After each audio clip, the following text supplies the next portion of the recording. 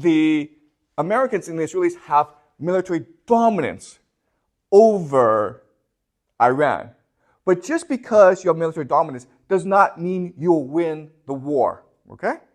So what I believe is that Iran and Israel are committed to a war. And it's possible that in 2 years' time, there will be a ground invasion of Iran.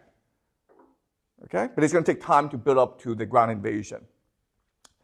But just because the Americans and the Israelis attack Iran does not mean they will win. Okay? And the reason why is that, as you know from your research, in 2002, the Americans actually tried to invade Iran. Okay? They ran a simulation called the 2002 Millennium Challenge. And the idea is, let's pretend that we will invade Iran and let's see what happens. So they divide the military into two teams, right? Team USA and Team Iran. Now, if you know anything about the American military, you will know that it is the most dominant, powerful military ever to exist in human history, okay? It is crazy powerful. If the entire world were to get together and said, let's go fight the United States, the world would lose. The United States has the most powerful military in the entire world, okay? And Iran, it's a very poor country. So the United States invaded Iran, and they wanted to see what would happen. And it turned out that, who won? Iran won, okay? And the reason why Iran won is the idea of asymmetrical warfare.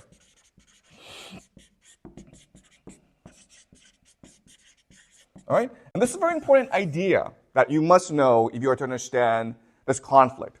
So what is asymmetrical warfare? All right, let's pretend that Jack and I are enemies. We hate each other and we want to kill each other, okay?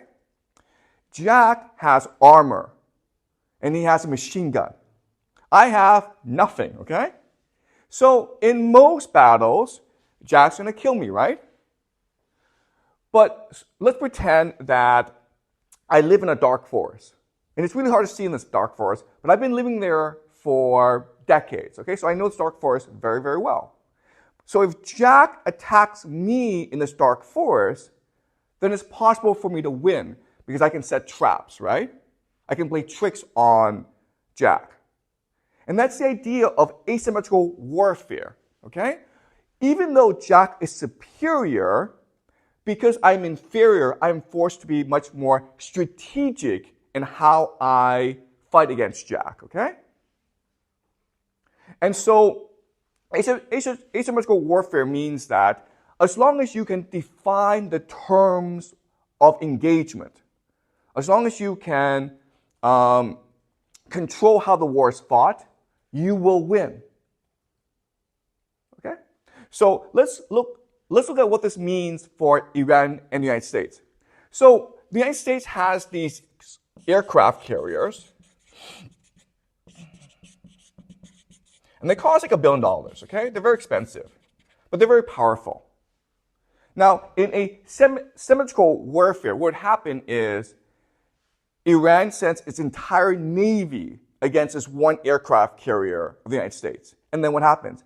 The United States blows up the entire Iranian navy, okay? That's what would happen. So you don't do that, okay? You do not send your navy against an American aircraft carrier. What you do instead is you send drones, okay? Or drone swarms. So what they did in the Millennium Challenge was they had these suicide boats, right? Charging these aircraft carriers. And guess what, guys? If there's a lot of them, like 1,000 of them, you can't stop all of them. And if one hits, then your boat sinks. Okay, does that make sense? Okay, this is what we call asymmetrical warfare. Now, what's important to understand is that in asymmetrical warfare, you have to control how much resources you use, okay? So, for example, this aircraft carrier costs like $1 billion. The drone swarms, okay, a drone may be $1,000 for a real one, okay? But then you have fake ones that cost $100. $1,000 are these drones that blow up, right? $100 are drones that don't blow up, right? You have 1,000 of these, And then that's like $10 million. And then you have 10,000 of these, and that's another $10 million, okay? So it will cost you maybe $20 million to blow up a $1 billion aircraft carrier. Okay, does that make sense? And this is why Iran would win a war, because Iran would employ asymmetrical warfare, drone swarms against the American aircraft carriers. Okay? And the True Promise actually showed us that the Iranians would probably use a strategy. And the reason why is that the total package, the strike package that the Iranians use, cost about $10 to $30 million. But how much money did the Israelis spend to bring down these drones? Do you guys know? How much did it cost the Israelis to defend themselves against this attack? Okay, it was at least $1 billion. Okay, do you understand? All right?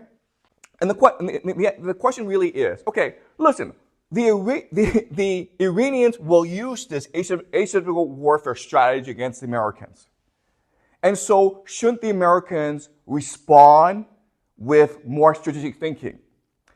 And that's a great question. And the answer is the Americans would not do that. Why not? Why is it that asymmetrical warfare is so effective against empires and dominant military powers? What's the problem of empires usually? What is their biggest problem?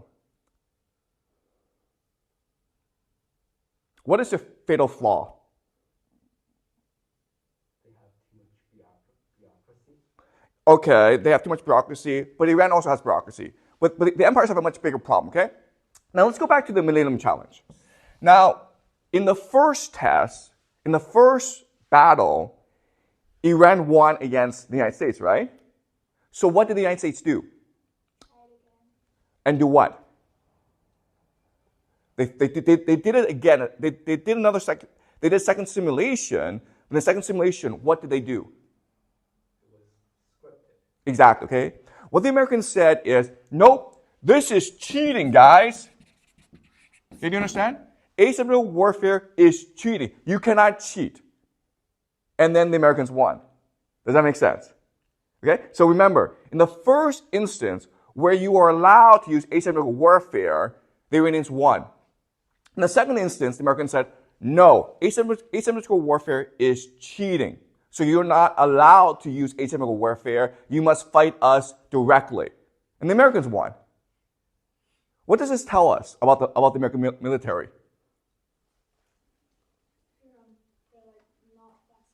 Exactly. Thank you, okay? They are inflexible.